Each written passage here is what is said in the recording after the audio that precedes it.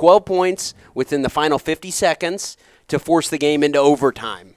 The rest, is history, in my opinion. I mean, it's 5 overtimes. It's kind of history. Yeah, that many. It was the longest regular season game in the history of the Big East.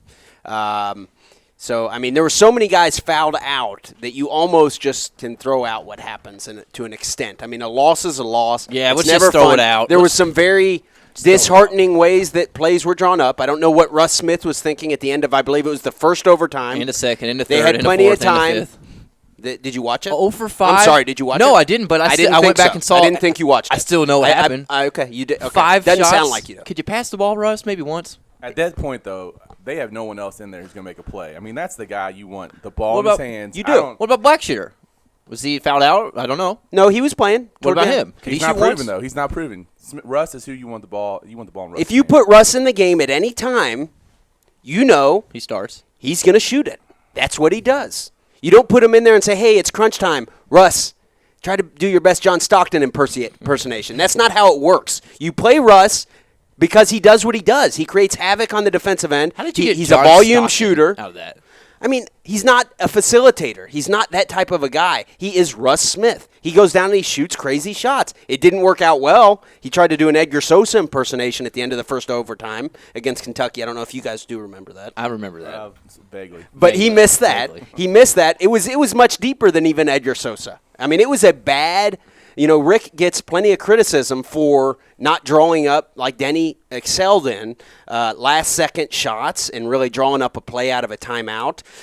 And, I mean, those critics are going to be very loud today. Here's my argument against that, though. You call timeout right there. Notre Dame is going to put a guy on Russ Smith where he doesn't even catch the ball, and you have to get the ball in his hands. That's the guy who's taking that shot, especially Steve is fouled out, Gorgie's fouled out, Russ is taking the shot. I will say, under Russ Smith, we were talking about him. There was a big argument last night I saw when I woke up this morning between you and Matt and John about Russ Smith and some other things in general. He was 4 for 19 shooting. I believe he had 21 points. So 13 of those are at the free throw line. He does get to the free throw line well, but 0 for 6 behind the arc. No steals. I mean, it was pass the damn ball when you can't make a shot. Come on. Even Kobe knows what passing means this year. What about real quick, we're going to jump on the Oxmoor Ford Lincoln buzz line for our man, Handsome Jimmy, baby. How you doing this morning? Ain't doing no good, man. I ain't been asleep. These losses, I think these losses, I know Coach Pete makes a lot of money. He can definitely get over them a lot quicker than I can. I'll tell you right now, I mean, growing up, Coach Crum, best of all time when it comes to 10 seconds or less in a ball game. Because I knew when I was a kid, I started watching basketball at 68. I was 5 years old. Coach Crum comes in. 10 seconds late in the game, he's the best design to play. I don't understand Coach B, why you don't call timeout and try to get a play called. I don't care. Shane was killing him. He was the most dominant player on the floor. You got to give him the ball. And I got to tell you something. I mean, Coach B is one of the top 15 greatest coaches of all time, in my opinion. Now, Handsome Jimmy, I love Shane Bohannon. What can you do when in the fourth overtime or 16 seconds, he goes toe to toe, we're up by 2. Why you just back out and get fouled and go to the free throw line? Handsome Jimmy, I love Shane Bohannon, and you know that. But given his history, do you really want him with the ball in his hands for the last shot? I understand that. Come on. I mean, like you said, he was 4 for 19, 0 for 6 from the 3. Well, you back it out, you're going to get fouled. And kind of like you said, you had 16, 17 seconds. He dribbles the second overtime first, whatever it was, and he shoots almost like you said, an Edgar Sosa 3. Yeah. I mean, that was deeper than Edgar Sosa. There's no arguing, really, that was poor clock management. You can't get around that. That was a horrible error. Anybody watching the game, I don't know what Russ was thinking, but it wasn't about, the clock winding down.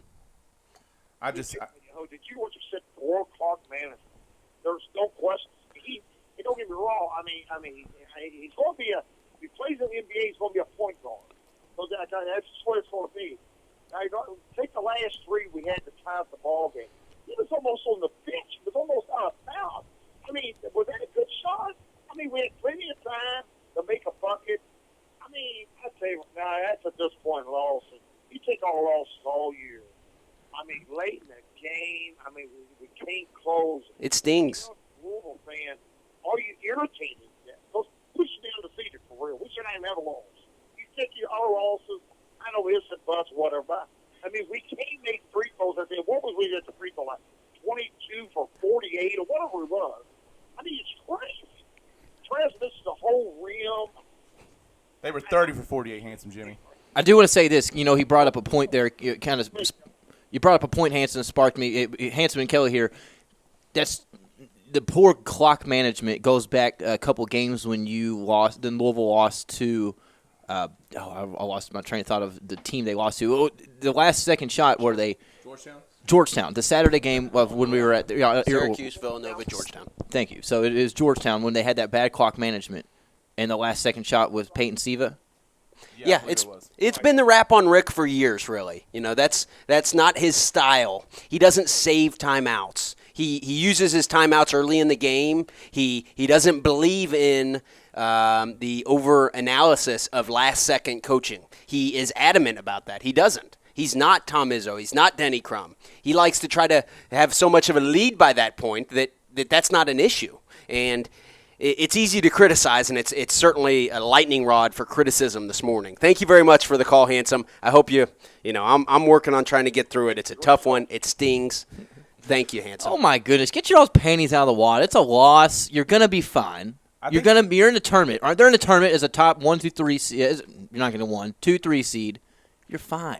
I think Louisville fans also forget that Pitino called that timeout with a minute left to go, and when Notre Dame was pressing and got Russ a wide-open layup. Yeah, that's true. That's fair.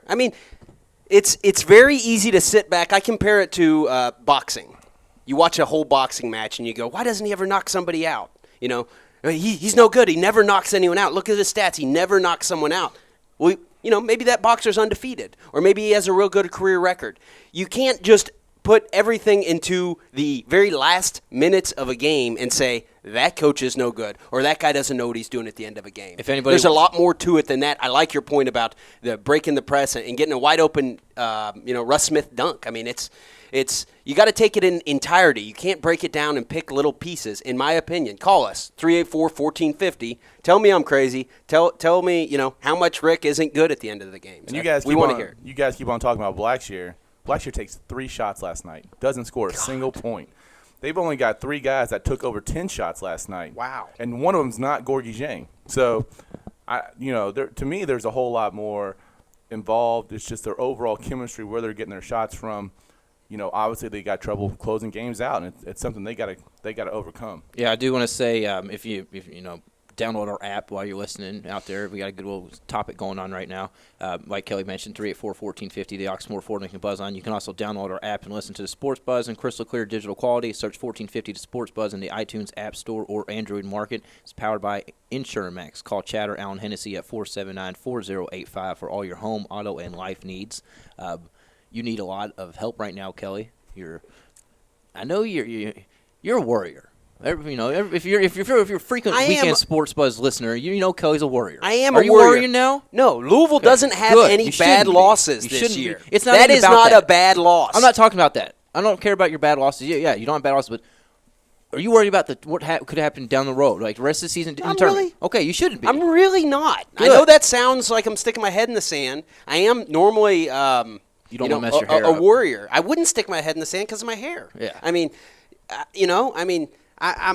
normally inherently kind of a worrier. I'm not right now. Call me 384-1450. Tell me that I'm crazy. That's not a bad loss. That's a good Notre Dame team at a drunken, rich kid school where people scream at you. And I saw leprechauns running around everywhere. That was chaos. Now I will say, Mike, Kentucky went to Notre Dame 2 months ago. They got beat up. It wasn't even close. Ugly game. Ugly game. Notre Dame blasted them. It was the Manti Te'o show. They did zoom in on him once. He was like in the back of the crowd, kind of hiding. Showed his girlfriend throughout the whole entirety of the game. I want to say it's a different. Notre Dame seems to still be the Notre Dame. They haven't improved much to me. They're an interesting basketball team. You mean year in, year out. They're they always never the really same. make a ton of noise in the tournament, really. It's like they're good. They're always good, though. They can always nail their free throws. They're good at the beginning of the season, and they're about the same at the end is kind of what I'm getting to. Interesting program. It's just a home court advantage there. I mean, they're steady. I think that's the best way to put them. Yeah. You know what you're going to get. They're going to be physical. They're going to be defensive-minded. Mm-hmm. They're not going to have a lot of really great scores. Although I think they got a kid, Cameron Bishot, who's going to be a great scorer for them in the future. And they've actually got two very good players coming in next year, VJ Beecham and Demetrius Jackson. And Demetrius Jackson is going to be a McDonald's All-American, even though it's not announced yet. And he was named to the Nike Hoop Summit team. They've got it rolling in the right direction. Yeah, let's go ahead and hop to our first break here. I know we got a call or two waiting on the line. We got to hit our first break, so stick with us. We'll be right back to Weekend Sports Buzz.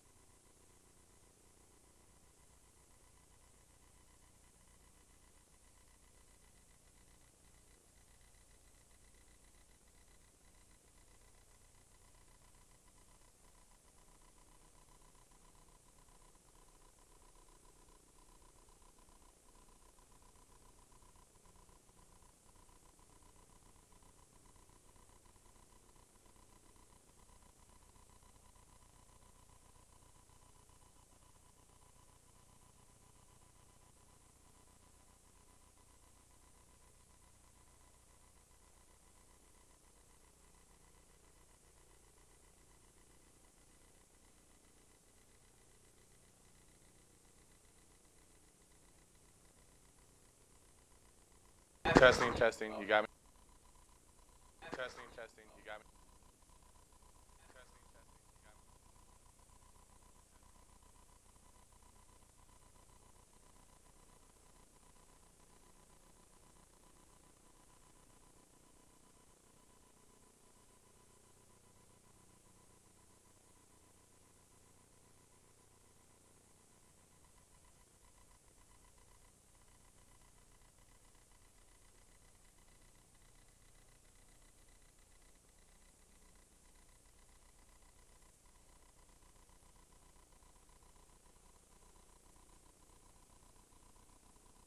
Welcome back to the Weekend Sports Buzz.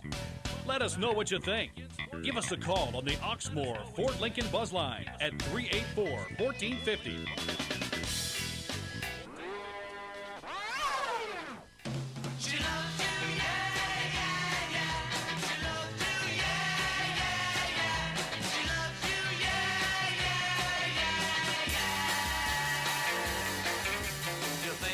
We're back here at the Weekend Sports Buzz, 1450 a.m. Check us out on 1450tosportsbuzz.com. And, of course, Oxmoor Service right there in the heart of St. Matthews, located across from Oxmoor Mall with free shuttle service and exceptional customer lounge. Oxmoor Ford Service, great people, great prices, great service every day. Get out there, check them out. Last Friday of every month, you can also catch the Mason and Myers in the morning show right there at Oxmoor Service from 7 to 9 in the morning.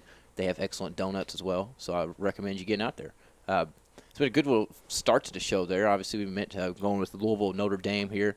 I do want to mention our guest today, who didn't get to do that in the first segment, coming up here in about 20 minutes. Dave Spelker of Vite Magazine is going to join us. We're going to talk a little bit about our high school in the area, get the update.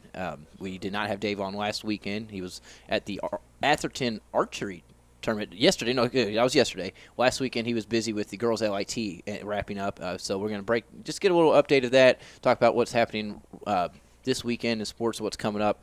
And then at 11:20, Chris Hatfield, InsideOfVille.com, going to talk to him a little bit more about this Louisville game. But we ended that segment, Kelly, with Louisville. Kind of want to go over to Kentucky here for a minute. Sure. Is that okay with you? Yeah. Yeah.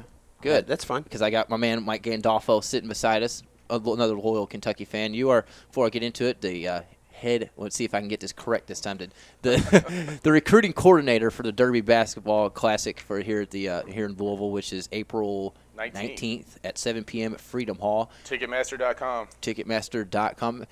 It's a fun event. There's going to be a lot of good recruits in it this year. We'll get the list down the road when it's full, when we know.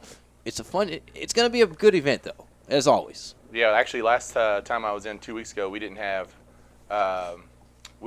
anybody contracts in. Now we've got 3 committed players. I can't tell you who they are yet, but we have 3 committed players. Red, white, and blue. I guess red, crimson, and blue will all be represented this year for sure. And I'm in the works. We're going to have a really good. I mean, right now I've basically got.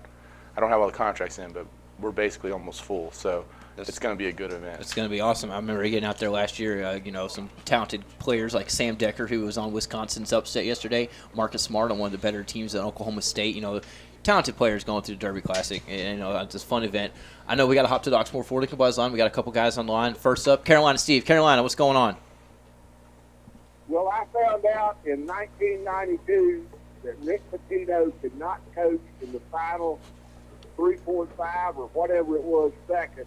Not smart enough to put somebody on Grant Hill and not smart enough to put somebody in front of Christian Laettner and told them not to foul because of the fact Laettner hadn't missed a shot from the free throw line or the field in that game. And that just shows me that he had a lot to do as a coach. Now, he's a great coach, which he has a lot of blowout victories. But I've noticed over the past years that I've seen him coach, whenever he gets in a tight situation, probably 60% of the time, he doesn't win because he doesn't set up plays. Denny Crum is the best I ever saw at setting up plays for people as well as being fit. So that's just my opinion on the way it is. And free throw shooting, I went last night to see Bellarmine play.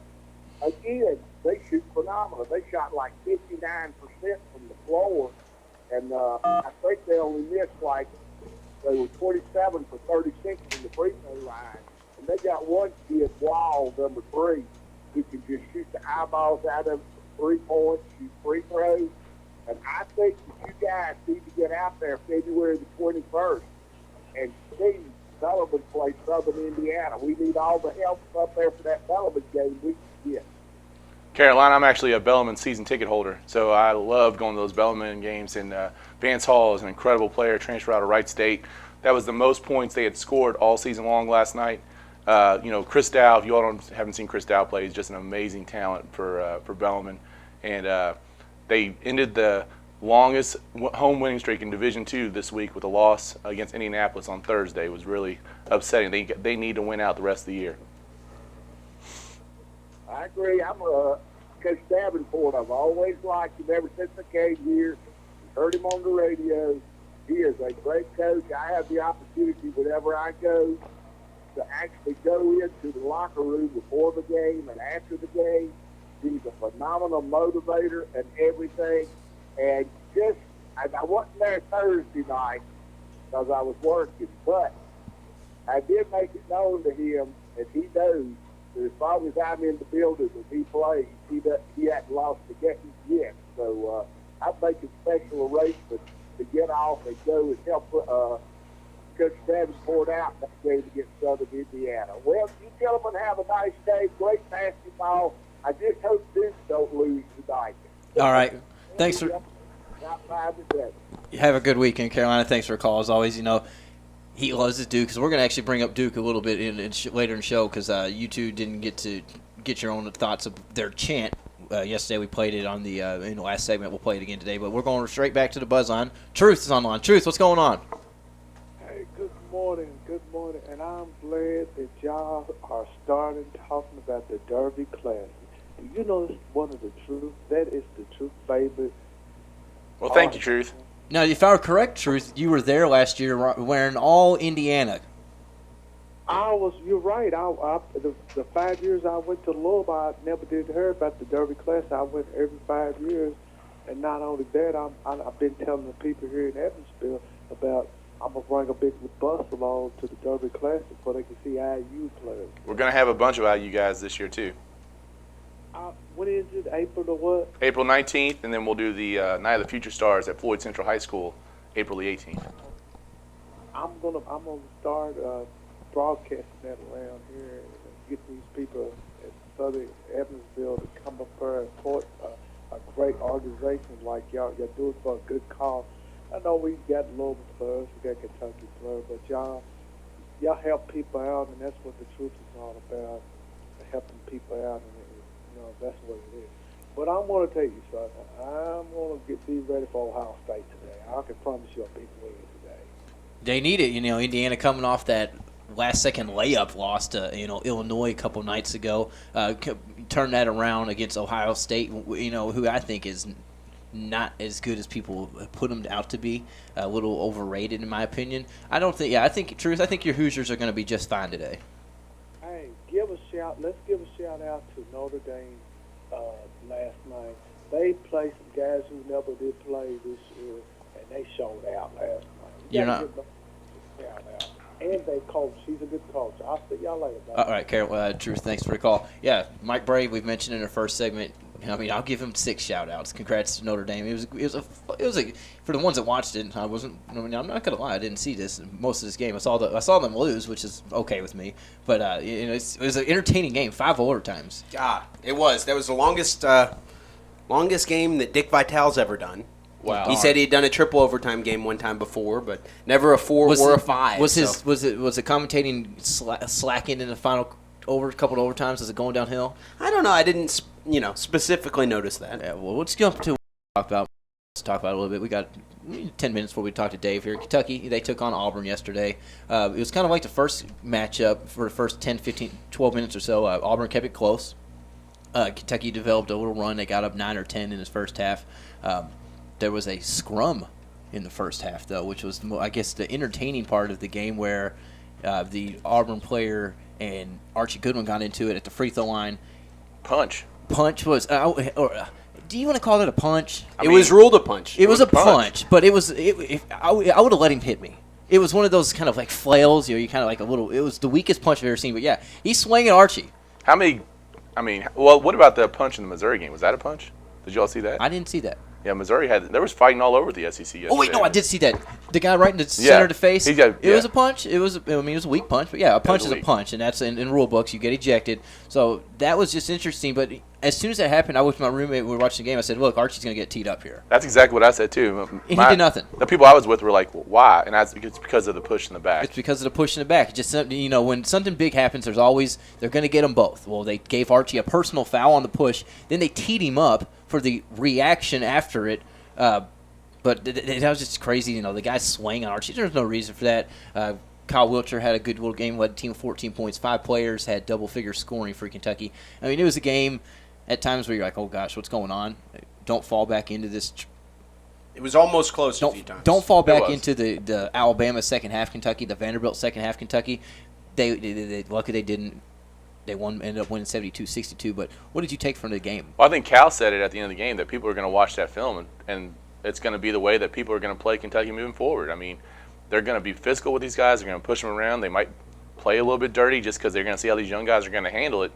And, I've always been one to thought that I don't think Archie Goodwin wants to play a physical game. And I think that's the best way to kind of get him a little bit off kilter. And so it's going to be interesting to see what happens. I did like the way Archie reacted after he got smacked or whatever you want to call it, grazed in the back. Yeah, he did step at the guy, but he didn't swing. He didn't push the guy. He did show some restraint, which is good for the young kid that a lot of people think has no control. And the best highlight of the night was that Poythress behind the back pass. Yes. That was just disgusting. Here, I think we got on livesportscaster.com, our live show highlights and everything. Matt and ePostvox have the highlight reels rolling fast for us. There was I think Willie Cauley-Stein ended the dunk on almost dunk on an and one, but Poythress, how smooth is that pass? It was, because it was instantaneous. It was unreal.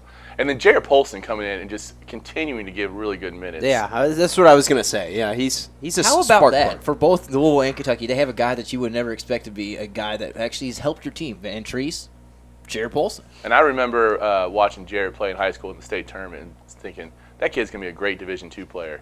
And then when I heard he was coming through to be a preferred walk-on, I'm just amazed at how hard that kid works every day. Well, I mean, think about the talent he's played over the last 3 seasons. So, you got to at least you're improving yourself every day, and you're playing against the best talent. You're not going to be nervous out there. You're a former coach, Mike. You know how it goes. I like Jared. I like the way Jared comes in and can give Ryan Harrell a break because Harrell needs it. I like the way Harrell's playing over the last 2 months. He's finally back to the NC State freshman year. Harrell. And his game against South Carolina might have been his best game all year long. He was incredible that night. And then I was fortunate enough to go to that ball game. And but Harrell's playing better. Wilcher's a whole different player than where he was. I don't think anybody's going to want to see Kentucky in their bracket. Now we had Larry Glover on yesterday. I know he had one of his comments was the 1 seeds are going to look to where Kentucky lands. A lot of people that were listening took that as, why do they care where Kentucky lands? Well, it was because there's a very good possibility they're 8 or 9. Mm-hmm. They win that first game. Well, guess who's next? A 1 seed. That's what he was hinting at. A lot of people took that negatively that was listening to the show, but I think he's right. I think he's right too. Look back to last year. Kentucky got the 1 seed, Mike. Who was the 8-9? It was Iowa State and Connecticut. Who was the best 8 that you thought was scary? Nobody wanted to play Connecticut. Nobody wanted to play Connecticut. Anytime you have future lottery picks, multiple future lottery picks, good coach, you have to think that's a scary game. And so he made a good point. They are gonna wonder if Louisville got that 1 seed. You're not gonna want it to be Kentucky. You can want it to be you don't care if it's Kentucky. I know you don't care. Kind of would like for it to be Kentucky. You want to knock them out. I really do. You want to try to knock them out. I want to knock them out. I'm glad you said that. I like you for a reason. But some people like. I mean, I would for the sake of for the sake of the your likelihood of winning. I mean, you could lose to Kentucky at that time too. But I would nothing would be really take care of what happened as a last personal year. Yes, as a personal villains to yourself, I guess. Yes, that would be awesome. But as a general sports fan, an outsider, you want the Kentucky. They're a scary team. They'd be the best 8 seed, I'm assuming. Oh, I would certainly think so. Willie Cauley-Stein, we didn't mention, played really well last year. Cauley, 5 for 5 from the field. Seems to be healthy again, which is good. Giving Nerlens Noel a break would be huge. But Kelly, you put the bracketology numbers on here. We had a little debate yesterday. I said it's not a clear shot who's the best conference this year. Oh, I think it is. But who is? It's the Big Ten. Okay. I mean, I don't think based on what? Explain that to me. Just the top. I mean, the top Michigan, okay, that's fair. Indiana, Ohio State, even throwing in Minnesota. I mean, Wisconsin, maybe. They just won. So you're not looking at the total amount of teams put in. That's you're more so looking at because I think they would have 2 1 seeds. I think Big Ten. They very well could. As of right now, Lenardi has Michigan, Indiana, both 1 seeds. Michigan State being a 3 seed, Ohio State being a 3 seed. So you're right. It's all 3 of those schools could be 1 seed. Yeah, you're right. Michigan yesterday, State. Ohio State could. You're right. Yeah. Yesterday, Kelly said it's Big East because he's a homer.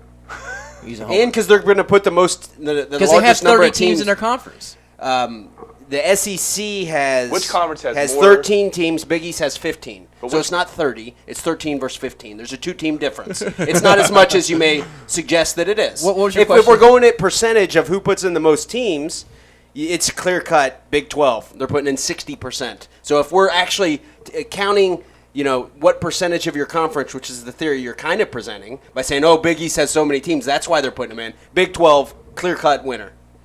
And they got more teams that I think have a legitimate shot at making it to the Final Four and winning it all. Big Big 12 Ten? does? Big Big Ten. Ten, I'm sorry.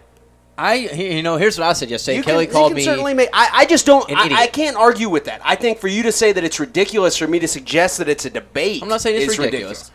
You said my comment yesterday was ridiculous. So I said I don't think there's the best conference this year. Yeah, that's not a non-argument. That's saying my Kentucky team's not the best team in the country. I want my ball. I want to go home. Nobody's even good this year. I don't like that. You make That's a good no point. fun. You I make- don't want to do that this year. Kentucky's not the best. You make That's good what you're points. saying. I think I do. I like talking to Big Ten fans who are not Indiana fans and make the argument that the Big Ten is not a football conference anymore. It's a basketball conference. And that's definitely the truth over the last 20 years. Oh, It is gosh. a basketball conference, yeah. not a football conference. It's real interesting because college football is such a different animal. SEC's so much better, but Can we get that on in tape? that they're so much better than everyone else. I won't deny that. Can we cut but that that? automatically means they're going to play in the championship games each. I mean, it's just such a different animal. Not That automatically. Even Auburn went undefeated a couple years ago and did. they didn't win with Ronnie Brown and Cadillac Williams Yeah. and even the white running back for Cleveland. They had a heck of a team. What was his name? I don't remember.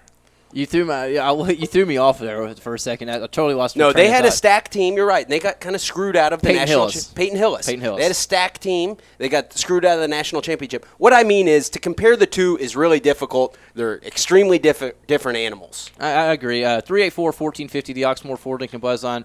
I know we're up against our break here, but I do want to mention to everybody listening, if you haven't caught his inaugural show this past Monday, tune in tomorrow or the rest of the week as Perrin Johnson has joined the 1450 Sports Buzz crew every weekday from 4 to 5 right here on 1450. Him and Trevor Bacon-Kelsey get you through an hour. It's a fun show. Perrin does great work, so check him out this week and near future here on 1450. But we are going to hit our next break because Dave Spelker of Vite Magazine is going to be calling in any moment. We're going to get our high school basketball sports update. So stick with us, the Weekend Sports Buzz.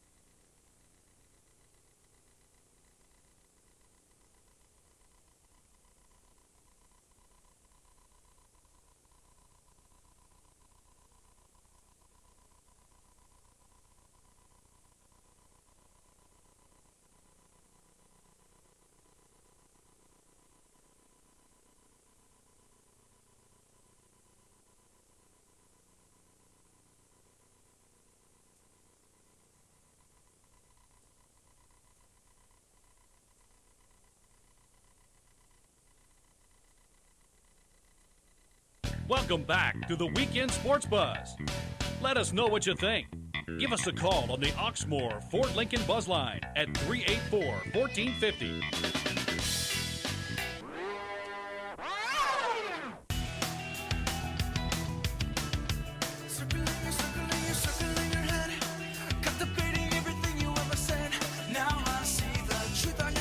We're back here to the Weekend Sports Buzz. Tyler Boyd, Kelly Patrick, our guy Mike Gandolfo in studio with us today. You can follow him on Twitter at DerbyBB Classic. He is the recruiting coordinator for the Derby Classic that's coming up here April 19th at Freedom Hall. So get your tickets. They are on sale now. You can get on kdf.org. Ticketmaster, Mike? Ticketmaster's the place to go. Ticketmaster, get on there and get those tickets. It's a good price ticket, and it's a fun event. I can't wait for it to come around. I think I've attended the last 10 years. It's one event I definitely would. Over the years, didn't I see Zach Randolph playing there one time? Yep. Zach Randolph. Let's think. I mean, there's a lot of real good Ron guys. Williams. Yeah, he's not bad. He's not bad. Maybe, We had Michael Beasley, but, He's still doing well. I remember Beasley when he was here. He knows how to party, too. like I mean, you Beasley. can't take that away from He him. knows how to party. I tell you that. I'll tell you what, though. I really feel like the best one out of all, when it's all said and done, is going to be this Marcus Smart kid. I mean, Yeah. I love Marcus Hearing a Smart. lot of good talk about him on a national standpoint. He's a thick guard. He's an athletic guard. You know this. You've seen him play. You've talked to the kid. I would totally agree. One guy, though, we got to go to the Oxmoor Fort Lincoln Buzz Line that keeps up with the local high school talent around our area, Louisville, Southern Indiana, is Dave Spelker of Vite Magazine. Dave, good Sunday to you. Hey, good morning, gentlemen. Got a full house today, huh? We do. It's very hot here in the KentuckySports compound today, as there are 6 overly massive men in here. 5.5. Epo's box is kind of small, but it's a fun environment in here, Dave. It sounds like it. What's going on, gentlemen? I know with the games yesterday, certainly a hot topic, but let me tell you, the high school scoreboards have been lighting up. Plenty to tell you about. Now, dive into it? Yeah, let's start with what I guess most recently. Well, yesterday, archery at Atherton. Oh my gosh, fantastic event over athletic director Steve Schartzer and Coach Averly. Actually, he's principal at Atherton too. Put on a fantastic tournament. They had almost 800 participants there. 2 gyms set up for the archers, and I just thoroughly enjoyed just sitting there watching kids of all ages. Now, this included, high school kids, of course, but also middle school and grade school kids. Kudos to Bullitt East for winning the high school division. Atherton actually finished second, which is fantastic for them, and Butler finished third. So if you haven't had a chance to ever see one of these events, it really is cool, and it's a sport that isn't expensive to participate in, and it's just great to see this explode. Now, I know you don't know the exact number, Dave, but how many schools and maybe participants were in it yesterday? I'm thinking it was around 785 participants. Yes, And big number. Schools, oh gosh, I don't know. I'd have to go back and count, but That's a very lot. well represented in the Metro Louisville area and growing. I mean, it's like each tournament, more and more kids seem to come aboard. And I was talking to the Moore coach, and he said actually they only brought half their team yesterday. Wow. So I'm just blown away by how this has caught on, and really giving a lot of young men and young ladies. I'll tell you what, I bet half the participants were female. Not that I mean that's fine, but I guess an old stereotype. I would not have thought that there would have been that many female archers, but there are, and that's great. I will say, I have a redneck side to me. I do hunt and whatnot, and I've seen a lot of these hunting expos and et cetera. There are a lot of female and young lady archers, shooters out there. So yeah, it does not surprise me one bit. And as soon as we found out about a year ago that all these new high school events were going to be implemented into Kentucky, I couldn't have been happier. I wish I was not 26 and I could go back to 16 again, because I'd be the best. I'd be the American shooter. Let's say that. It's a pretty bold statement. It's Tyler. a bold statement. I know it is. Dave, I do want to go. What's next, though? A little bit of wrestling. What's going on in the wrestling world? We had regional wrestling here over the past couple days, and out of Region 3, Meade County was the top team finisher. Region 4, which is where a lot of eyes were watching, St. X edged out Trinity and Moore in that region, and then in Region 5, Oldham County took the title. So what happens now is I think it's the top 4 finishers in each weight category will move on to state, and that comes up February 15th and 16th at Kentucky Horse Park. That'd be now, Kelly. Oldham County. He mentioned Oldham. We are alumnus of Oldham. Mike, he put his fist up for St. X there. The Tigers. I do want to say, Kelly, you went to school with a couple of wrestling state champions from Oldham. Correct? The brothers. The Reardons? The Reardons. Yeah. The Reardons. Wrestling out in the county is a big thing. It really is, which is surprising. I think Scarborough may have won something. Scarborough did. Scarborough. One man, John Scarborough, who I saw the other day at John Hancock's surprise birthday party. Hey, Chicken Hancock. That's his next son. But Dave Spelker on the line right now of Vite Magazine. Dave, let's see. What else do we have going on here? Bowling. One of my favorite sports. I want to give a shout-out to Kiefer Hillerick, senior at DuPont Manual High School. He won the boys' state individual crown. Actually, Vite has had him as a guest on Mason and Myers in the morning, and just a really fine young man. I tell you, I see him working. If he's not in school, he's working at Kroger's, and where he finds time to practice and bowl is beyond me. But he's state champion. He beat actually his teammate Kyle Abel in the finals. So Kyle's a junior. I bet he'll be in the thick of things again next year. Oh yeah, for sure. I mean, kind of a returning thing there. Now, we aren't too familiar with the smaller sports. That's why we bring you on, Dave, to get it out there, let the listeners really get the entirety of, I guess, the high school realm. Let's talk a little bit about the basketball here. What's going on with boys and girls? I know you last weekend was the ending of the girls' LIT, and you were out there. Yeah, it was a bit of a disappointment. Mother Nature caused the cancellation of the last, actually two rounds, semifinals and finals of that. So we didn't get a true champion. They just, canceled it, and it's not going to be rescheduled. And I was really looking forward to that because there's really not a girls' team that's, going head and shoulders above the rest. I guess Ballard would be my pick right now. They're playing very well, but they just lost a key player, and that, hurts them. It seems like all the top teams are losing valuable players. Mercy's lost a player. Sacred Heart's lost a player. Ballard's lost a player. It's a shame. I hate when this happens, but to see the young ladies get hurt. But it's up for grabs. Well, I say in Jefferson County area, it's up for grabs. Marion County is just awesome. I don't know if you've seen them or heard about them, but, I mean, they are hands down the favorite to win. Now, if I'm correct, I might be wrong, Marion County actually has Epps' daughter and Tick Rogers' daughter, who are both going to go to Kentucky. Yes. And I believe they come and play Mercy here in about a week or so, last regular season game of the season, and that would be an opportunity for any true basketball fan to go out and see them if they'd like. I mean, I'll be there, and Mercy has a chance, but what an uphill battle that's going to be. Now, what about the boys' side of things? Yeah, we've got in my Vite top 10 that I put out each week, I've still got Trinity at the top, but I mean it's a dog fight. Ballard's right there. Bullitt East, won again last night. They're right there. I think they're like 24-4 now. Trinity did beat Central. That was a very good win. Central's a good team. It's anybody's game. And I like to put the Southern Indiana teams in the mix. So, I throw Jeffersonville in there too. So it's a lot of fun to do that and, speculate on how it would hash out if all the teams were in, one big pool. Yeah, that would be interesting if you could get the kind of the Southern Indiana, Louisville area kind of a championship. That'd be cool to see because Jeffersonville has a good team. New Albany has a good team. Rock Creek, a lot of good teams across the bridge there. I do know that. Dave Spelker, Vite Magazine. Before I let you go, I just want to say the website, ihide.com/Vite Greater Louisville, right? It's Vite.com/Greater Louisville. Yes, because there are some other Vites throughout the U.S. and the /Greater Louisville will take you straight to ours. Yeah, that is. So you got to check that out. You can pick those up in Dick's Sporting Goods, Kroger's, any middle school, high school. They're all in there. And if they're not, you can contact Dave and to get those in there. They'd love to get them out. There's a lot of moms and pop stores throughout the area that you can pick them up as well. And the Twitter, if you want to follow them, hit the little blue button. It is at Vipe Greater Louisville on Twitter. Follow them. And Dave, I appreciate you coming on your Sunday. I'll let you get to your day and enjoy it. Enjoy the rest of the Sunday. Thanks, guys. Have a good one, and we'll talk to you again soon. You too.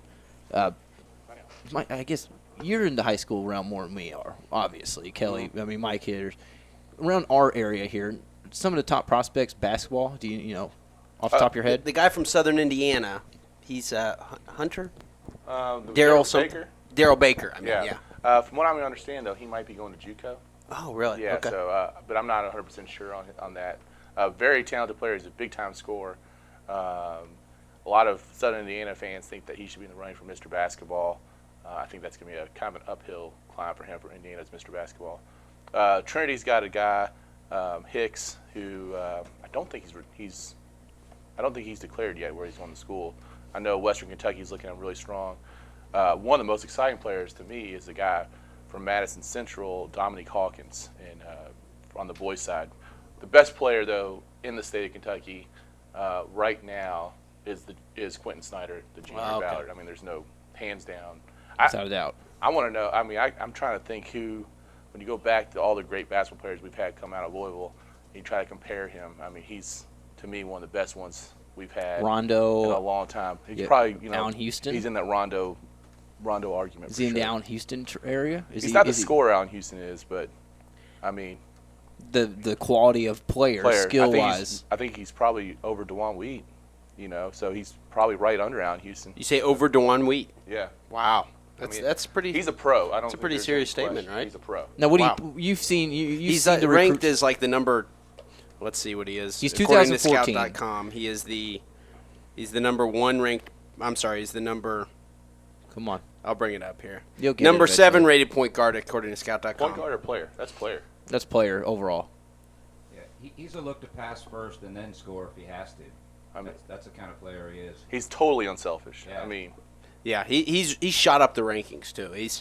And everybody knows that the ghost in the background there is Steve Loden. Steve, how are you doing today? I'm doing fantastic. We brought you, you're in the studio today. You do great footage with U of L at KentuckySports.co. KentuckySports.com. We're actually going to play a couple of his clips. He interviewed James Quick and Jason Hatcher after the signing day. Yes, I did. And we're going to play a couple of those sound bites here in the next hour. But you do, just to let everybody know what you do. You do video with the KentuckySports.com, and you're just in everybody's face. Yeah, I'm all over the place. I do a lot of things. You do great work, and we're glad to have you over here helping us out as well, getting us some great footage, some highlights. If you want to watch those, we'll have that next segment at livesportscaster.com. And, of course, you can watch all of his videos, KentuckySports.com, right? Yes. Again, 384-1450, the Oxmoor Ford Lincoln Buzz line. If anybody wants to jump in, 414-1450, the Lotus Gunworks text line. You can shoot us a text as well.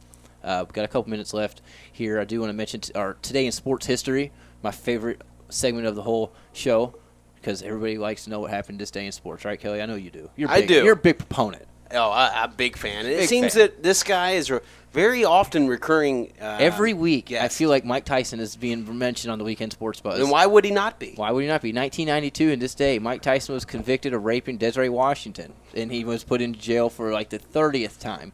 He's got some major issues, but he's got a great comedy show. Anybody who gets a face tattoo has issues, I would say. That tattoo makes him just look better. It really does. Just Mike, let the man live. 1989, Casey Jones and Lenny Wilkins elected into NBA Hall of Fame. Wow. Lenny Wilkins, obviously Casey Jones, Celtics. Lenny Wilkins has coached more NBA victories as a head coach than anyone in the history of the sport. Who's your favorite NBA team, Mike? The Knicks. The I Knicks. got a Knicks shirt on. Oh, good year to be a Knicks fan. I didn't even is. notice that. Yeah. I wasn't paying attention to your manly chest there. Sorry. Or my man boobs. 1920, Kelly. Baseball. We're getting close to baseball. 2 days away from pitchers and catchers reporting. Baseball outlawed all pitches involving tampering with the ball. So no spitballs. No, what other kind of balls could you do? No grease balls from your hair. No scuff marks. Yeah, we all played baseball in our time. We all love baseball still. We're all Reds fans here.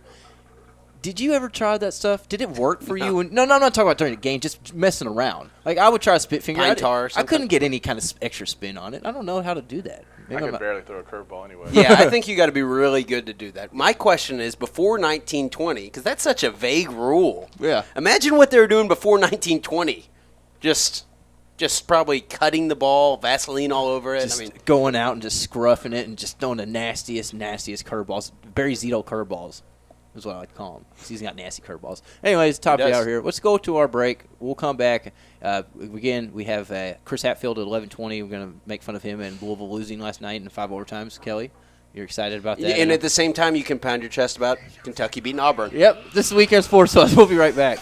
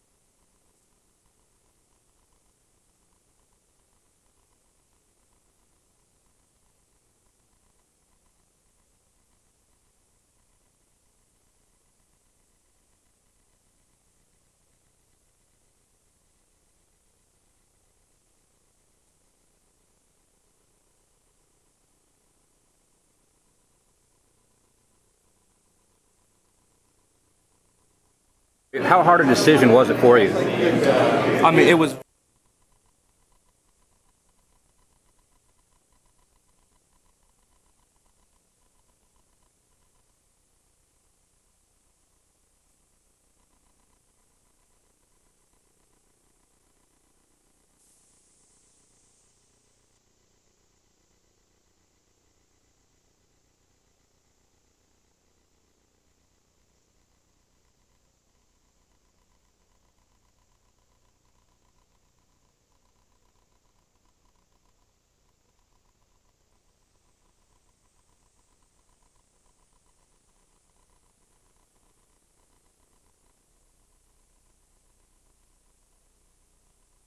Welcome back to the Weekend Sports Buzz. Let us know what you think. Give us a call on the Oxmoor Fort Lincoln Buzz Line at 384-1450.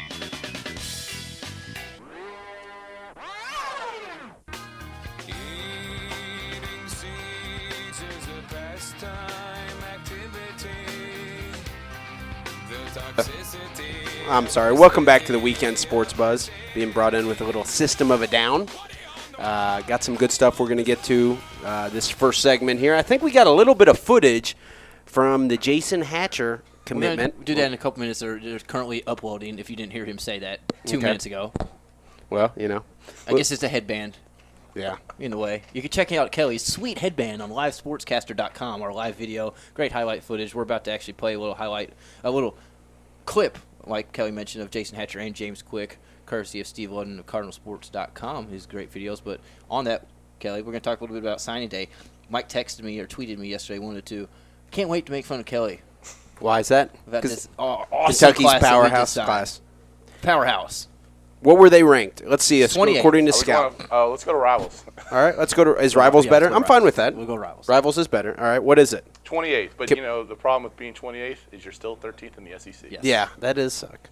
But it would have been best in the Big East. It would have been best in the Big East. in the Big East and no worse than 5th in every other conference. But how that's rated is it's your 20 players. And I think a max at 25, I believe. Kentucky had an average stars of 3.05, and Louisville had at 3, average stars of 2.94. 2.94. Right, but that was not really a legitimate thing because there was only 17 scholarships. So you get zeros for those last 3.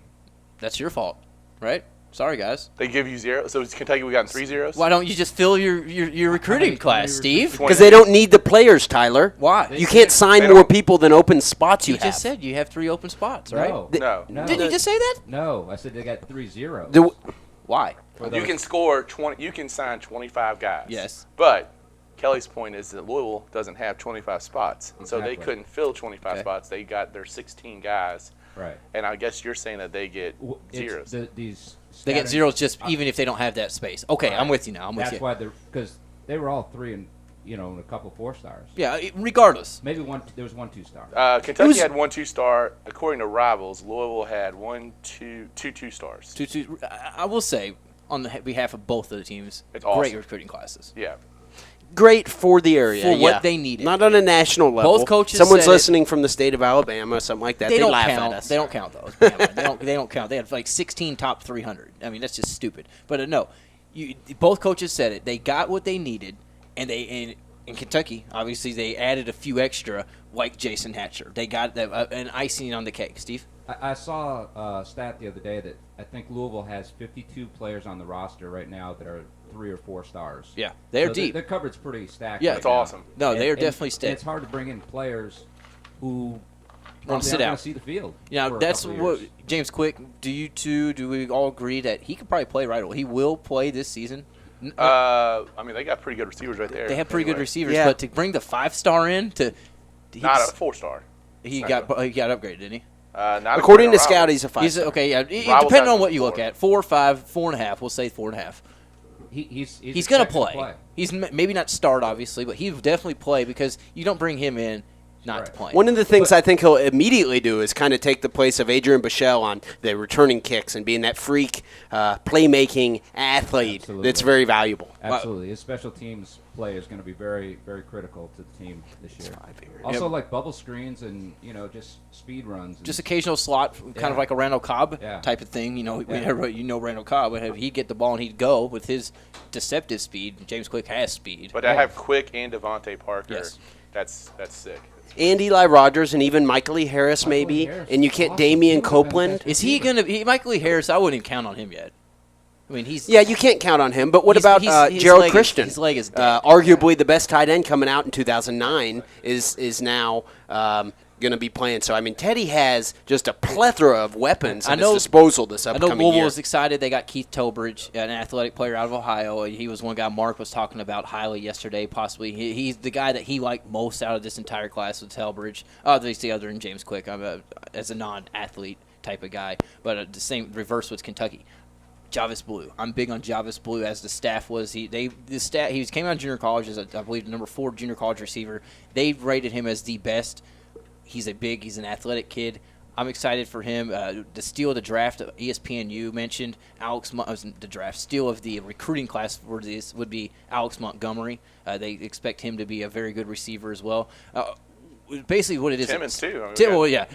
Timmons. That was huge. I mean, getting Timmons to come, Franklin County kid, to go to Kentucky, and obviously he was leaning Florida. It seemed. Yeah, Florida, Ohio State. I mean, he had a lot of guys that wanted him, and I'm excited about seeing Zadarius Smith, yeah. the defensive end, because he's going to come in and have to play right away and make an immediate impact. Another guy who could play right away, make an immediate impact, is JoJo Kemp. I love the name JoJo. He just sounds like he's going to be tough. Stocky guy, running back. The thing about this class for Kentucky is it's fast. It is SEC speed for once. They needed that, and it's huge. Great signing day for both Kentucky and Louisville. Matt, I think we're ready. We're going to go and play the Jason Hatcher little clip that Steve Wooden, KentuckySports.co, he interviewed him after signing day. Here's that one. How hard a decision was it for you? I mean, it was very hard. Like I said, it came down to this past Monday is when I solely made up my mind because, it was like once I was talking to one coach, I would feel about. I talked to Coach Kiffin and Coach T out there. I'm like, I'm going to SC. I talked to Coach Elliott and Coach Stoops. I'm going to UK, and it was back and forth. And then we had to just close everything down and talk to my parents, and I said I'm going to UK. Jason Hatcher there, great choice, kid. Great choice. It's huge though, Mike Kelly, to steal the kid from USC. Yeah. Keep him away from Louisville and to get him from Trinity, the hotbed of the Kentucky. That's a huge get for us, and I think when you look at the success Stoops has had with defensive ends in the past, I mean, I think Hatcher made a good choice. I mean, Stoops can get him to the NFL. It's just going to be, to me, it's what I'm excited about as a Kentucky fan. You got all these 55 freshmen and sophomores that got significant playing time last year, and then you're going to add this great class. I'm not expecting next year for them to go to a bowl game, but I expect to see some improvement. Mark Stoops, he told Jason Hatcher he's going to win bowl game next year. Well, that'd be awesome. I mean, could happen. If they get 4 or 5 wins, I think I'd be happy. But I'm setting, 2 years from now. Yes. We should be looking. I'm looking just like Louisville, impact. 2 to 3 years. Steve? He also said that Coach Stoops said the spot is yours to take. He said you're going to have to earn it, but the spot's yours. Basically saying this is yours. I'm not giving it to you. Yeah, which is he that good? Well, I think the defensive line play for Kentucky was that bad. It's that bad. But like you mentioned, with the freshmen that already had a lot of experience that was this past season, with all the freshmen that are going to gain experience, obviously this upcoming season, 2-3 years, Kentucky, Big Blue Nation, Kentucky fans, you just got to be patient. We got talent at the quarterback position. We got talent at the running back position. The cupboard is not bare. It's not. They got talent there. Yes. I think that the main thing for Kentucky to win is the change in offensive scheme. The fact that Neil Brown is doing this air raid offense, Louisville, they didn't do the air raid offense, but they passed the ball a lot. They didn't try to do 3 yards in a cloud of dust when they played against Florida. Had they done 3 yards in a cloud of dust, they would have got blown out of the water. You can't do 3 yards in a cloud of dust in the SEC and win. You just can't. No, yeah. So you have to have a ridiculous Hal Mummy type, something like that. That's when Kentucky could compete. So I think the fact that they're bringing back that air raid offense is really what should be getting Kentucky fans excited. I agree. I think Kentucky's got great things on the future. I think Stoops is a great hire. I think they got that program running in the right direction. And I think it's better when both teams are good. I agree, totally. I mean, not only that, but that's the thing they talked about right after Stoops and Brown were hired. It's about getting the ball to the edge and getting the speed out to get the ball to the edge. And I think, I am a Kentucky fan, and Kentucky fans, we want to win in football, but more than anything, we want to be entertained by our football team. It's true. That's true. I mean, we want to go have a good time at Commonwealth Stadium, tailgate, have a good time at Commonwealth Stadium. Smuggle in a little alcohol. Games, and, You don't expect them to go out and beat, even Georgia or Alabama. I mean, sometimes, every once in a while. Right. Yeah, you want to end the streak. I want this team. After 2 to 3 years is finally up with Stoops, and after it's established, and as long as it's going the way it seems that it could be going, I want this team to legitimately compete to be in that SEC championship game. That'd be awesome. Every 3 years. I'm not saying they're going to win it. To even be in that accomplishment, to be in that game, I would be very, very happy. Matt, let's do the other video here for the Louisville fans out there. We got a little James Quick audio for you. So here we go with that one. What did you like about Louisville, and what was it that solidified your choice? Early playing time, the coaching staff is great. The players are good guys to be around. They're going to produce. And as far as being a young team, I still have a couple of years. Little loud in the building. Small room at the Trinity Press area. It was very loud. Yeah. Very loud. It was packed. They had 4 commitments that way. Ryan White, Vanderbilt signed. Another great player. Another great player, which Vanderbilt still had the 17th best class or something. I mean, The only school Kentucky beat was Missouri. Now, you were there. It had to be 200 people in there. Oh, yeah. Every media member. Dalen Dawkins to Dalen Purdue. Dawkins to Purdue. Yeah, that's right as well. That was Trinity. I mean, who's next year? Who's next? Reggie Bonifant, the guy who's committed to the Cardinals already, I'm assuming. Mm-hmm. Is he good? Nobody's seen him play. I watched his freshman highlight reel. Oh, St. X is going to have Brownie Nagel's son as their quarterback. That's right. He's supposed to be a big-time quarterback out of Tennessee. The rivalry between St. X and Trinity might pick up. I mean, the rivalry is obviously You would huge. certainly expect it with Will The Wolford. competitiveness of the rivalry might be a lot better next year. I know I was at St. X signing day. There wasn't 200 people there. So, but my cousin, Campbell Whalen, signed to play soccer at Lafayette College in Pennsylvania. So I'm really little excited. shout out there. Little shout out. Good. I'm glad. Good video work there, Steve. Yeah, thank you. Everybody on Twitter. Do you have a Twitter? Let everybody know how they can watch I your am video. at HS Replays. At high school HS, which is high school replays. Yeah. I did a site last year covering football and basketball. I signed on with a one team this year, so I just stuck with them and did video. I was video coordinator for them this year, so I couldn't get around all the games, so that's why it stopped. Hey, you did good work with the Louisville and KentuckySports.co, and I'm glad to have parts of your videos here with our Weekend Sports Buzz. Anybody does want to get in, 384-1450, the Oxmoor Ford Lincoln Buzz line. And, of course, you can shoot us a text on the Lotus Gunworks text line, 414-1450. And I do want to say, if you're having any troubles listening to us on your radio, maybe driving around the area outside of the Kentucky-Anna general area, you can download our Crystal Clear app. Download our app and listen to the Sports Buzz in Crystal Clear digital quality. Search 1450 to Sports Buzz in the iTunes App Store or Android Market, powered by InsureMax. Call Chad or Alan Hennessy at 479-4085 for all of your home, auto, and life needs. Appreciate Chad and Alan Hennessy and InsureMax for being a part of 1450, the Sports Buzz. Let's see here. 11:20 is coming up quickly. Let's go ahead and hop to our break here, Kelly. We're going to bring our guy from InsideTheField.com, Chris Hatfield, on. Going to talk a little bit of Louisville, signing day with him, a little bit of Louisville basketball, and what's next for your Cardinals. The Weekend Sports Buzz. We'll be right back.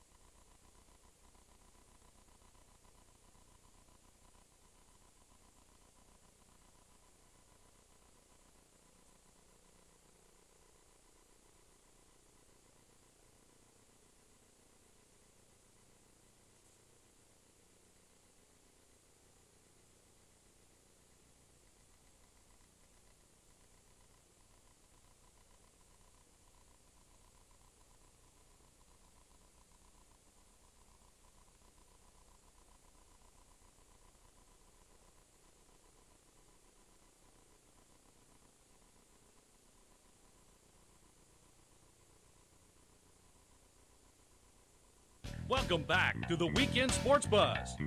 Let us know what you think. Give us a call on the Oxmoor Ford Lincoln Buzz Line at 384-1450.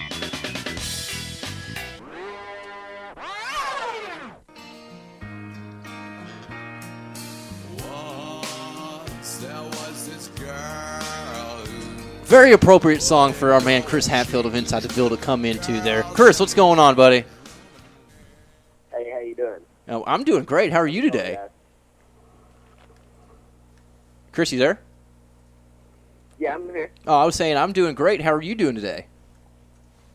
I'm all right. Just finished that game a few minutes ago, so I'm going to sleep. I understand that. Actually, earlier in the show, I let everybody know I didn't watch the game. I fell asleep at halftime, and I woke up just to see them lose. So it was a cool time to wake up. But what are your thoughts? You were up 8 points, Chris. Louisville was up 8 points with 50 seconds to go, and they went to overtime. It's amazing. I'm still a little bit shell-shocked trying to process in my head, but, it goes back to the same thing of Louisville not being able to finish games. And I wrote in my my blog this week about just Louisville's success in 5-point games or less in the last 5 years. And it's been kind of a trending tread down the end the last 2 years that are combined like 2 and 7 in games in the Big East that are less than 5 points. And this year they fought a 1 and 4, and it's just usually stupid decisions that lead to it. And again, you saw it last night. I don't think Louisville used enough of the clock they had, and then after you go into overtime, Notre Dame has the momentum, and it's anybody's game from there. Now, we've had a guy at Carolina, or one of our loyal listeners, call in and talk about, Rick Pitino in the final couple minutes of each game, making the certain calls, and he referenced back to his '92 Kentucky days and how there were certain games where he basically didn't write up a good play call in the final minutes to win a game. What do you think about Pitino, say, the final 3-5 minutes? I didn't see many calls. I mean, it's been the same story for Louisville in the half-court set that it has been all season. It's the high ball screen to give the option to Peyton Siva, whether you want to drop it down low, and it's not much variety. And then when Siva went out for Louisville, it really looked like the leader was gone. And you seen on that final play where Rush just jacked up from a midcourt shot. I don't think he had a clue what the play call was, or even if there was a play call. But I think at a point like that was one of the most troubling parts of the game. But at a point like that, your basketball instincts got to take over, and I didn't see that happen. But just there was not much variety in the play call. And like I said, it was a lot of high ball screens, and that was pretty much it. And you've seen what happens with Louisville if they don't get points out of transition. They're a little bit lost in the half court set, and they were again last night. Yeah, you certainly can. Looking last night, Russ obviously got the ball, forgot what was happening, something like that. I mean, it was a 5 times colossal mistake. I mean, there's no question about it. I think that something fair that would need to be brought up when being critical of Pitino's conference last-second play calls is the fact that since he's been in the Big East and since Louisville's been in the Big East, they've actually won more games than any other school. Yeah. So I agree that the last-second play calling, I think he probably told Russ, go make a shot, right? I'm guessing that's what I would have thought. That must be what he did. And Russ decided it was a good idea to shoot a 50-footer.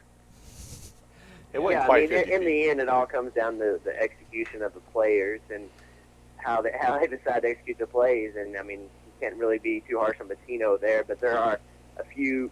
You had five chances to execute a last-second play, or four chances to execute a last-second play to win the game, and Louisville failed to do so, which is quite troubling. Oh, it certainly is. There's no getting around that. I mean, watching it, I know this is ridiculous. I honestly feel like I could have said, guys, let's isolate Shane, or let's get the ball inside. Let's do something. Let's get a high-percentage shot. Let's not wait till the last second and then take a horrible shot. Let's instead try to get a good shot.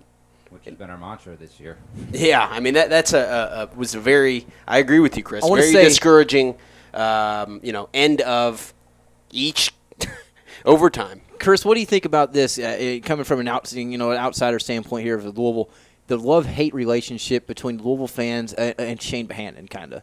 Look what he did last night. 30-15. I just saw the box score. 30-15. I know he had an extra game and a half, basically, but still, he had a very good game. Extra half of a game. A couple weeks, game or two ago, it was Montrezl Harrell needs to be there. Yesterday's topic with me and Mark was Montrezl Harrell should be starting, should be getting more of the minutes. What are your thoughts of these two? It was funny because I think he really asserted himself in the overtimes. I mean, he did have 17 points at the end of regulation, but I thought a lot of those were off kind of just junk points. He got about 9 points off those. But, I mean, I think Louisville needs to have more of a mentality to get the ball into him, but not in those situations where he wants to drop the power dribble. He said himself in his press conference this week that he needs to eliminate the power dribble. But we saw it last night. We saw the Shane that we saw in the Final Four run. And if that continues, there's no question that he should get more minutes over Montrez. But you saw the glimpse of the Shane that everybody had been looking for. There was a little bit of fire in his game. He won the ball at the end of the game, and I mean, he should have maybe got some touches at the end of the overtime because everything else was working out. Again, we have Chris Hatfield on the line with us from InsideTheVille.com. Chris, what is your blog's website for the listeners as well? It's ChrisCommentary.com. Ooh. Chris'sCommentary.com. Chris'sCommentary.com. I like that name. It's a catchy title. It really is. I like that. We were hanging out at the Louisville High School Hoop Fest a few weeks ago, just talking. Chris does great work over there at InsideTheVille.com. That's why we like to bring him on every couple weekends here in the Weekend Sports Buzz. I did want to mention what we just ended our last topic on. Our segment was Will Signing Day topics. We have our guy Steve Ludden in here with the KardinalSports.com playing some good videos with us. What were your thoughts of your Card Signing Day thoughts? Because I know you're a big proponent of Louisville football. Oh, I thought it was a great class overall. Obviously, it was a smaller class, and it gets the high marks that some of the other classes do. But I think there's a lot of hidden gems in this class. I'm really excited about Keith Kelsey, a linebacker from Florida. A lot of people think he has potential to be playing on Sunday. I'm really excited about the rangy cornerbacks you see in Richard Benjamin. I mean, there's nothing wrong with ever having a 6'2" cornerback. So, yeah, I'm really excited about the recruiting class they brought in. I think there's a lot of guys that have potential to come in and maybe contribute right away and see the field. And I think that was a big selling point for Charlie Strong. I mean, his mentality is if you're good enough, whether you're a freshman or you're a senior, you're going to have a chance to see the field. Now, were you surprised that Louisville not necessarily missed out, but he had an opportunity at a few guys that did not decide to go to Louisville? I know there's one or two out of South Florida who decided to stick with Willie Taggart. Mm-hmm. Yeah, I mean, I was a little bit surprised on the Lamar Robbins kid, the cornerback. Yes. I guess it was kind of thought he would be Louisville in the end, but I'll give props to Willie Taggart. He's doing a great job down in South Florida. I think it's South Florida's kind of a sleeping giant for him because whether you're recruiting 3 stars, 4 stars, or even 2 stars down there, you're going to get talent because you're just surrounded by such a recruiting hotbed. And I'm happy for Willie. I think he's going to have great success there. Hey, it's Mike Gandolfo. I want to go back to basketball real quick. How concerned should Louisville fans be about the play of Peyton Siva right now? That's a tough one. It's confusing. Peyton Siva is. I mean, it seems like his mentality is not to be scored at all. It's always pass first. But I think Peyton Siva is the one guy on this team that I'm absolutely confident will bounce back. I mean, if you look at prior results in the Big East tournament and the NCAA tournament run, nobody thought he would play the way he did, and he was a big key. He was a key for them beating Davidson. He was a key for them in a couple of Big East tournament games. And I think I said to one of my friends last night, it's interesting because you got the guys letting you down that you didn't expect to let you down. All the people are playing well around him. Luke Hancock had a great game last night. Kevin Ware had a great game last night. And it's interesting to see the guys that you thought would be there all the time. They're the ones letting you down. But I'm absolutely confident that Siva will bounce back. I think that's fair. Yeah, you can look at Siva's season statistics. He's shooting 87% from the line. He's turning the ball over less than he did last year. He's shooting just 33% from the three-point line. But I mean, he's having a good season. He didn't take over the game last night, but I believe Steve, you got. Yeah, Chris. Would you like to see him use a little bit more of the bench in the overtime? It seemed like that would have been a good opportunity to try to wear some people out a little bit more at that point. Yeah, the one glaring thing there was Wayne Blackshear. Wayne Blackshear played 17 minutes of a 65-minute game, and when you have a guy that is that fresh in the overtime, just shake your head at the notion that he's not playing because you think you would get him in and get him some intensity on the floor. But like I said, Luke Hancock was playing a great game last night. I was impressed. I know there was one point he had took more shots than Russ Smith, and I don't know if that held true to the final stats, but I thought that was really interesting. He was very, very confident last night, didn't shy away. But, yeah, that's the one guy I think who I'd like to see the floor more last night. But other than that, I was pretty happy with the way he used the bench. I thought it was good to see Van Treese get some more time. It was also interesting that he kind of diverted away from Montrezl Harrell at the end of the game and used Van Treese, but I guess that was just for free throw reasons. But, yeah, I mean, I would have liked to see Blackshear on the floor a little bit more just because he was so fresh. Yeah, I think, good points there. It's crazy. I'm looking at the box score, just 104 to 101, Chris, 5 overtimes. The most is that the wildest game you've watched as a Card fan in your time? Yeah, as far as in overtimes, the Tennessee U of L game where Reece Gaines hit back-to-back threes and Bryant Northern hit a three was pretty amazing because it was one of the first games that I'd ever been to. But, yeah, it was pretty insane. And like I said, the most frustrating thing about it is you had some guys you didn't think that would play well. I mean, Kevin Ware was great last night, and it's going to go unnoticed because Louisville failed to execute down the stretch, but I thought he played a really well game. How come the Louisville-Notre Dame rivalry does not get more play? I mean, when you consider all the overtime games and the great moments on both sides, how come that doesn't seem to be to me, when you look at the history, it should be Louisville's biggest rivalry. Yeah, I mean, I agree. I don't know if it's because some people don't necessarily enjoy playing Notre Dame. They don't play the up-and-down style that everybody just glares about. But, yeah, I mean, it definitely should. Everybody concentrates on the Cincinnati, the Marquette game, and obviously the Kentucky game, and those are great. But I think since West Virginia left the conference, that Notre Dame has been the most, interesting game for Louisville. Yeah, I would totally agree. Chris, appreciate you coming on for a few minutes there. Everybody check out his work on InsideTheVille.com. I'm sure we'll be talking to you within the next week or two, my man. Interesting. Yeah. Thanks a lot, Chris. Interesting point there, Mike, because, I think that this Notre Dame rivalry against Louisville is maybe still in its infancy. And, I mean, the fact that it's going to be continued into the ACC is huge. The football might start coming here, too. Yeah, which would how big would it be to have Notre Dame come into the Papa John's? I think it's growing, and I think Notre Dame treats us as a rival, just maybe more the non-revenue sports, because in the Big East, the titles usually go to either us or Notre Dame. Yeah. Now, you just mentioned such a spark. Notre Dame's going Louisville, maybe?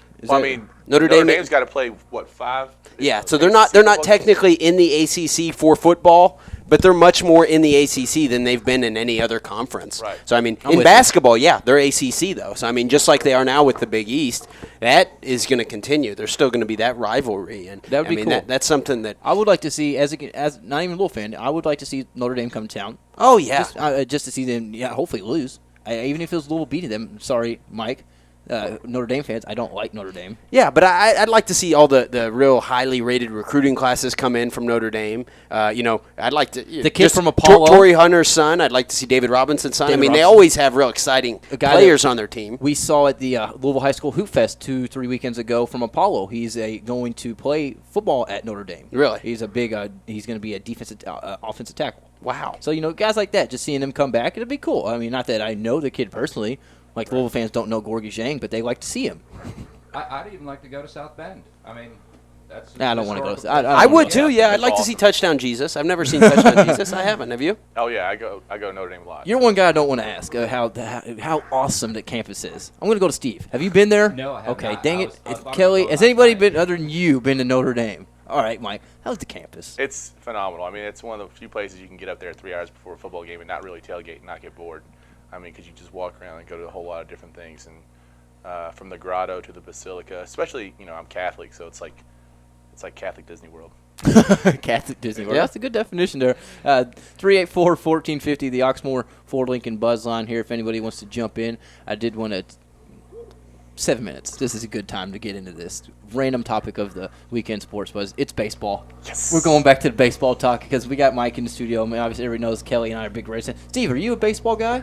I'm not as big a baseball fan as some. I started out, at the beginning of the year, and I'll watch it, and then you're burnt out. Yeah. Well, we aren't.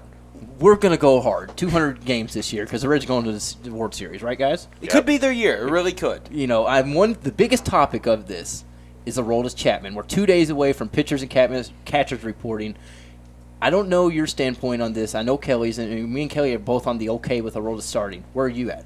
I still think he needs to have better control of a third pitch, and I think if he stays as a closer, he's a Hall of Famer, and I think it's a risk, especially when I don't necessarily think the Reds needed any more starting pitching. I mean, it's not like they're filling a gap there. I mean, it's nice to have a lefty in the rotation, but when you've got right, and then you end with a left-hander who throws 102 miles per hour, I think it's a risk. So I don't know. I'm kind of uneasy about it. I definitely understand where our guy Brad Steen of KentuckySports.co, the Reds writer, and every other worried Reds fans are going with this. He's a Hall of Fame closer. I know that. He's the best closer in baseball. He is sensational. But when you can have that sensation for, in my opinion, 7 innings more than 30, 40 times a season, well, how many times, Kelly? How many times did he pitch in the first round of playoffs? Once. Your best pitcher can't pitch one time in a series in the playoffs. And if he did pitch, when he did pitch, how many innings did he pitch? 1? 2 at most. Yeah. So I agree with that completely in that an ace starting pitcher is more valuable regardless of the sensationalism of the closer position. That's just kind of a school of thought debate. I don't think we need to jump into that really today. Yeah. I think the potential for it to be I know this may be getting carried away, Randy Johnson type starter for the long run. It's scary. Physically intimidating. He'll kill a bird. I mean, he'll come out. He'll throw heat. People will get out of his way. He'll hit the like Nolan Ryan. For the first 3 innings, there's going to be no hits while he starts. You have to. A lot of people haven't even faced him yet. A lot of people still have yet to face him. The top players have because he's come in and close. There's a few. You've seen him once maybe. It's gonna take them 4 or 5 innings to get a hit, in my opinion, for most of these games. I love it. And I'm loving. I know the Reds just had it's taking a risk. Weekend, the Reds avoided arbitration for 1 year. They got him back. I like that. I like having Macy's theft guys on our team. It's cool. But no, Leak is going to be a valuable, valuable middle reliever. He may, some have said he may be a spot starter, a middle reliever. I mean, it'll be interesting to see what happens with the bullpen. What about the newest addition, our leadoff guy, Hee-Seop Choi? Yeah, Mike, you gotta love it. I do like it. Again, it's obviously it's a stopgap until they can get Billy Hamilton ready to be the leadoff hitter. Because I'm dumb. I said Hee-Seop Choi. You weren't that far off, though. Yeah. Hing-Sung Choo. Yeah. Something like that. But still, I mean, he was really good. I saw him hit 2 home runs in Cincinnati when he played for the Indians. I think it was last year. 2 home runs for the Indians, and I remember thinking, man, this Indian team sucks. But all they got is this Choo guy. So, I mean, he's a good player. He's a definitive upgrade at the leadoff spot. There's no question about that. He may be lacking a little bit in defense, but according to the structure of his contract, there's no way he's going to be a Red longer than 1 year. The guy that I feel sorry for is Chris Heisey. This guy, to me, this is a guy that needs to get some everyday playing time, and he just seems to just always kind of be looked over. I mean, but when he comes in, he performs. He's a great – exactly. When he's on the field, he performs. Now, Kelly's kind of asked me, because I'm on the proponent of Chris Heisey. I've always been a big Chris Heisey guy. Kelly's always asked me, will he do that when he starts as an everyday player? I don't know, because he's never been there. Yeah. I'm going to say he deserves the chance. He deserves the chance. He might have to do that somewhere else. I hate to say that. He could be good trade bait. He's a great pinch hitter. I mean, that's what he's proven. And if Ludwig, there's a lot of question marks with this team. Miguel, is Ludwig? Yeah, what's Cairo going to do? He's going to be great off the bench, like always. Forever? I mean, he's like 36. He's fine. So like 7 positions on the field. 7 positions. No, Ludwig. Good. I'm glad you brought him. Yeah, Ludwig. How well is he going to do? He came around last year. Tyler stuck with him early through the thick and thin. Ludwig really ended up you could almost make an argument that he was MVP. maybe an MVP of the Reds. I agree. I mean, And, I was excited when they signed Ludwig just because, as a Reds fan, you see what he did in Great American Ballpark as a Cardinal. I was like, this is, a good get for us. I'm sure they'll platoon a lot there. Todd Frazier being the everyday third baseman, I'm really excited about that. Me too. They're just solid. I mean, when you look at Cueto, Arroyo, Latos, Bailey, and Chapman, there's not a fifth starter. Pretty good. Yeah. It really is. Pretty good. And that's why I know Brad, our guy's listening, Kelly, right now, and he's making fun of us because he's totally against the Aroldis Chapman starting. Brad, you're just dumb. Let's go to the Oxmoor Ford Lincoln Buzz line before we hit our last break here. Hink's on the line. Hink, what's going on, man? Oh, God. What's going on, fellas? Beautiful Sunday, man. How are you today? You're great. Well, the size of my voice, you just cringed, didn't you? You called out the Lord's name like he was facing death, didn't you? I assume you're just really excited about Kentucky beating Auburn in basketball. Say what you want. Today is a great day. Congratulations to the almighty and great state chancellor we call Kentucky Wildcats. Because, somebody in the state has to represent the W's, while others in the state, well, they grab ankles. And it was a whole lot of ankle grabbing last night, to the point where Rick looked like he's going to pull out his hair plug. I felt sorry for the old man. And normally I don't even do that, but last night I did. Because he looked like he was going to commit a homicide off the south end. And guess what? He would have been in the right place because they do recognize the death penalty up there in South Bend, Indiana. If he had killed Russ right there on the spot, I wouldn't blame him. Because Russ jacked off that game numerous of times. He had opportunity. I try to give Russ even credit, even on Facebook, Ken. But I guess, once again, Russ proves me wrong. Kelly, what do you think? Maybe just Louisville, period. They just proving me right. No, Russ, I'm sorry. I don't want to put the pressure on you, brother. You ain't proving me right. I think it's Louisville that's proving right, that they truly do suck. Obvious they can't take care of their business. It's obvious they don't know what it is to be the champion, to play like a champion, to look like a champion, or be coached like by a champion. It's obvious. Because these guys ain't getting it done. They went to they said they ain't won the South Bend since 94. 94. Never won the Big East in the South Bend. What'd you say, bro? They've never won in South Bend as a member of the Big East. That's bad. I don't care what it is. I'm talking about since 94 since they won that. I don't care if they was a member of the state. Rick's been on in South Bend. That might what? He's on 4th straight. Since been the Big East. But that Joe has won since 94. Since the guy with the red blazer and the program. The real coach. The only championship coach they ever had in Louisville. So maybe you need to bring him out and retire. I think he still has to show he looks like he got a little life to.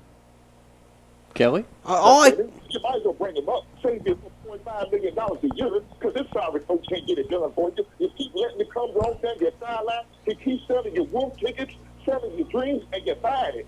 Fool. Kelly, that's what you are. A fool, because you ain't Rick. You saying Rick to you can't be stood no more. I'm starting to wonder if you on the payroll. That's what I'm wondering. Because your team is sorry. And they proved it in 5 overtimes last night. Shane Mahan finally decided to take the shirt off and put some gloves on. And guess what? He couldn't come through. He had an opportunity to finish the game off. He couldn't come through. Your sorry son of Dorothy Day, the Congo Exchange student, couldn't come through. What happened to the circus midget? Why did he come through? He's supposed to be a senior, Mr. Big East Player of the Year, a preseason anyway. He couldn't come through. I mean, your team is sorry. You don't have no finishers on that team. Now you're going to think Ratchet's going to do something?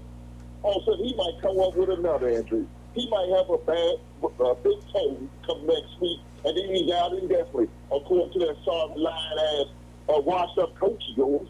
Your team is sorry. Here, you want a real coach? Go on down to Butler. See if you can get a real coach. Because the coach you got working on the sideline ain't going to win you nothing, and I'm glad of it. Louisville sucks. Later, baby. Yes. My rebuttal to that would be that Louisville this year has lost now 5 games. Let's break down really who they've lost to. Okay, they lost on a neutral floor to number 5 Duke without Gorky. They lost at the Yum Center to number 6 Syracuse. Who I think is overrated. I do too. Yeah, Tyler thinks everyone's overrated. That's okay. different topic. They lost at Villanova. They lost at Georgetown. Those are bad losses. Villanova's awful. Awful. They're not good. Let's see who Villanova's beat. Pittsburgh. Let's just break down Tyler's. Okay, let's actually just throw out statements without actually having any backing to them. Pittsburgh. Let's just do that. Destroyed It's a better both those idea. teams. Pittsburgh destroyed both those teams. Okay. Away. That's true. I mean, if you guys want me to actually look into the validity of. You just said it yourself. If without validity, it doesn't really make any sense. So why not? You want me to look into it? I don't know. Maybe we should. Let's go to our break. All I'm saying is Louisville doesn't have a bad loss on the record. Kentucky lost to Texas A&M. Kentucky sucks, Hink. Louisville doesn't suck. Kentucky sucks. You suck, Hink. We'll be right back with more from the Weekend Sports Buzz. I'm not on the payroll.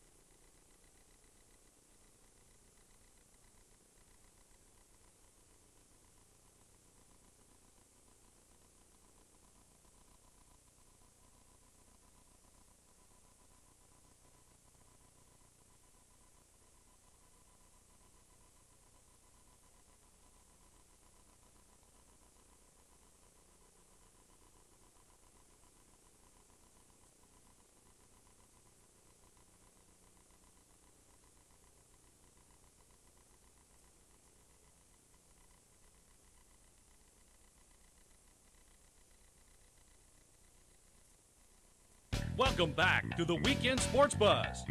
Let us know what you think. Give us a call on the Oxmoor Ford Lincoln Buzz Line at 384-1450.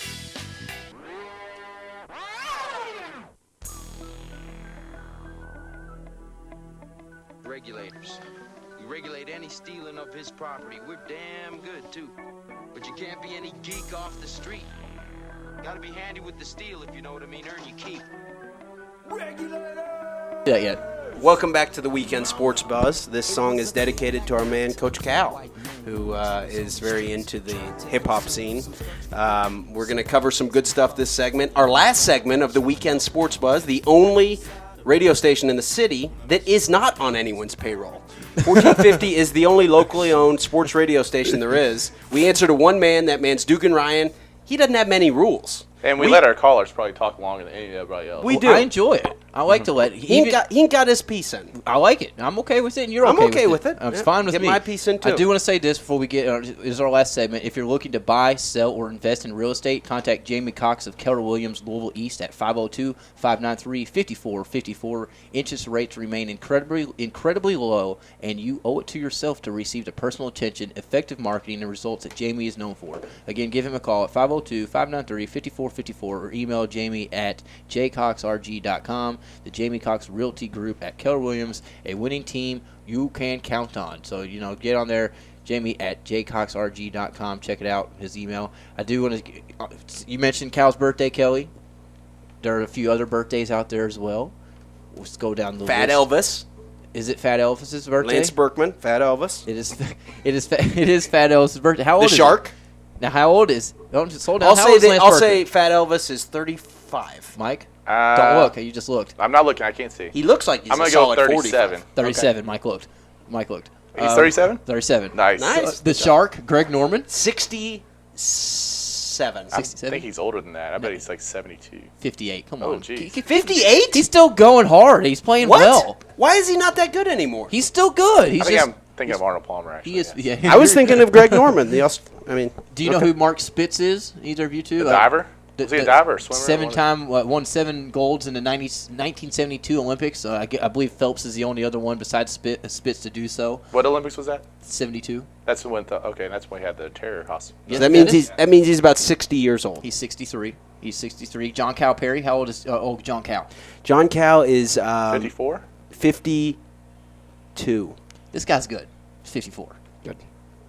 I got it on my calendar. Oh, yeah, there you go. Oh, one more. Olympic sprinter Justin Gatlin. I don't even know who that is. You don't? Kelly, do you know? Who? Justin Gatlin, the Olympic sprinter. See, we kind of follow it. Matt, you know who he is. He's 31. He's a track star, though. Matt was a WKU track star. He was there for 2 weeks.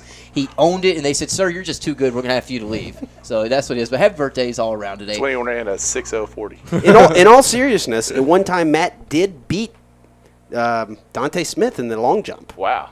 Right? Oh, yeah. Nice. Didn't you? I did. He did. Matt beat him in the long jump. Dante, if you're out there, call us. If you're listening in Bulgaria, please give us a call at 384-1450. Mexico. Matt, you did long jump? Could you? Matt's specialty was long jump. I Nice. just don't see that. I wouldn't have thought that. I held the school record. I don't know if I still do. I did.